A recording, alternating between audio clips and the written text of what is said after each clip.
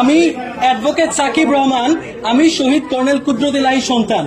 আমি সহ এখানে রাকিন আহমেদ আছে, বিডিআর এর লাস্ট ডিজির ছেলে।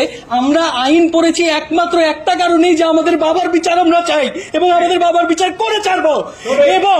এবং আমরা অনেক কৃতজ্ঞ যে এই ছাত্র জনতার এই আন্দোলনের পরে আমার ছাত্ররা, আমি নর্থ সাউথ বিশ্ববিদ্যালয়ে পড়ে, আমার ছাত্ররা আমাকে এসে বলতো যে স্যার আমরা তো পেয়েছি কিন্তু আপনার জন্য আমরা সবচাইতে বেশি খুশি।